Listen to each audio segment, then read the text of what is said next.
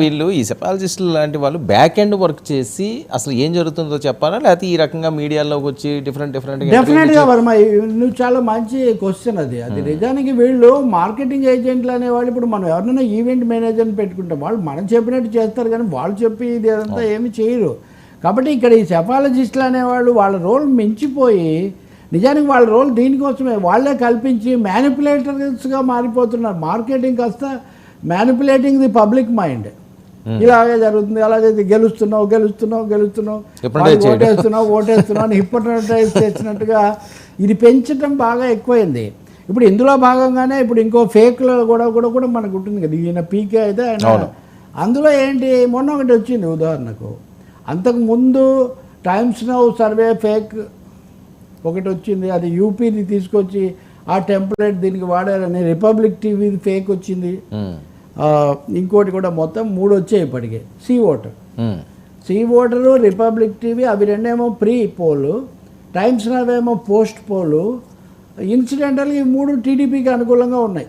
నేను ఆ పార్టీని ఏమంటే అక్కడ వచ్చాయి అవి మీడియాలో, తర్వాత వాళ్ళు అధికారికంగా ఖండించారు. సమస్య అది దాపున అయిపోతే వేరే ఉండేది. వాళ్ళ పత్రికలో హిందూస్థాన్ టైమ్స్, రిపబ్లిక్ టీవీ వాళ్ళు భారీగా పెట్టారు.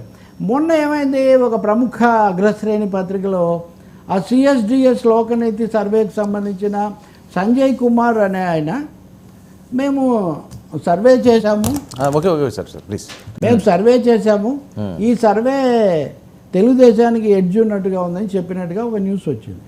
ఆ రెండో రోజున మళ్ళీ జరిగింది. మళ్ళీ ఇంకొక చోట ప్రొఫెసర్ వెంకటేష్ అని, he is also part of CSDS దాంట్లో, ఆయన చెప్పాడు కదా, మేము సర్వే చేశాం కానీ దాన్ని మేము ఇంకా ఆ డేటాను అనలైజ్ చేయలేదు, ఆ మిత్రుడు నా సొంత అభిప్రాయం చెప్తున్నాను అని చెప్పాడు కానీ సర్వే ఆధారంగా మేము చెప్పలేదని చెప్పాడు. ఈ న్యూస్ కూడా వచ్చింది. ఈ రెండు వచ్చేసినాయి. ఇది సిఎస్డిఎస్ లోక్నీతి కొంచెం ప్రిస్టేజియస్. బట్ వాట్ హ్యాపెన్ అంటే నేను ఆ తర్వాత తెలుసుకుంటూ చూస్తూ పోతే ఇది ఏదో ఒకసారి అయితే పొరపాటు, ఒకసారి అయితే అలవాటు, గ్రహపాటు పొరపాటు అలవాటు అని, ఇదే 2019లో కూడా జరిగిందండి. ఓకే, ఇదే సిఎస్డిఎస్ లోక్నీతి తరఫున మేము చేశాము అని చెప్పడము, దాని మీద ఒక దుమారం రావడము, వాళ్ళు మళ్ళీ ఖండించడం. ఇదిగోండి, ఏపీలో ఎలాంటి సర్వే చేయలేదు, అదంతా ఫేక్, లోక్నీతి సిఎస్డిఎస్. మనం ఫేక్ అనేది ఇప్పుడు వచ్చింది అనుకోండి, ఇది 2019 ఎన్నికల నాటి పరిస్థితి.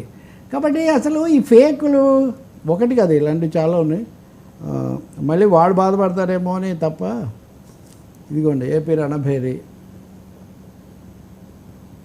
వెబ్ క్యాస్ట్, ఇదిగోండి, ఇది కూడా నిజం కాదు. ఇవన్నీ దాని మీదే. సో నాకు అర్థం కాదు ఏంటంటే, సిఎస్డిఎస్ లోక్నీతి లాంటి ప్రిస్టేజియస్ సంస్థను తీసుకొని దాన్ని వచ్చి ఒక రాష్ట్రంలో గెలవటం ఓటమే, అది ఎలాగో జరుగుతుంది. ఇది చాలా పొరపాటే కాకుండా ఫేక్ అవడం వల్ల విశ్వసనీయతకు కూడా ఒక భంగం వాటిల్లేటటువంటి ఒక పరిస్థితి ఏర్పడుతుంది. సో వీటిని సరి చేసుకోవాల్సిన అవసరం మటుకు ఉంది. ఇంకా ఈ పీకే హవా ఇంకా సాగుతుందంటారా? ఈ ఎలక్షన్స్ తోటి అయిపోవచ్చా? బహుశా అయిపోవచ్చు. ఇంతగా ఎవరైనా ఇంత పాకులాడుతున్నారు, ఇంత పెనుగులాడుతున్నారు అంటే మనం అదే అనుకోవాల్సి వస్తుంది. నిజానికి మీరు అడిగినట్టుగా ఆయన ఇప్పటికీ మార్కెట్ ఏజెంట్ పాత్రలో లేడు, ప్రచారక్, ఆర్ఎస్ఎస్ ప్రచారక్ ప్రధానమంత్రి ఆయన. ఈయన ఒక ప్రచారక్గా, ప్రమోటర్గా వాళ్ళ తరఫున ఆర్గ్యూ చేసుకుంటూ దాన్ని పెంచేటటువంటి ఒక పరిస్థితిలో ఉన్నాడు. సో ఇది క్షేమదాయకం కాదు. పార్టీలు ఎవరి సిద్ధాంతాలు వాళ్ళవి, ఎవరి రాజకీయాలు వాళ్ళు చెప్పుకోవచ్చండి. ఎవరో పెయిడ్గా వచ్చి వాళ్ళు మార్కెట్లో అగ్రిమెంట్ కుదుర్చుకొని, ఏముందండి నేను ఈసారి నరేంద్ర మోదీకి చేస్తాను, రేపు రాహుల్ గాంధీకి చేస్తానంటే, ఇంకా పార్టీలకు విధానాలకు నేను చేస్తానంటే ఏదో ఫ్లెక్సీలు చేస్తాను, హోర్డింగ్స్ చేస్తాను, లేకపోతే మీ డిజైనింగ్ చేస్తాను, ఫిలిం చేస్తానంటే అది వేరే విషయం. అసలు నేనే వెళ్ళి మీ తరఫున మాట్లాడి ప్రమోట్ చేస్తాను, ఒక బ్రాండ్ మోడీ.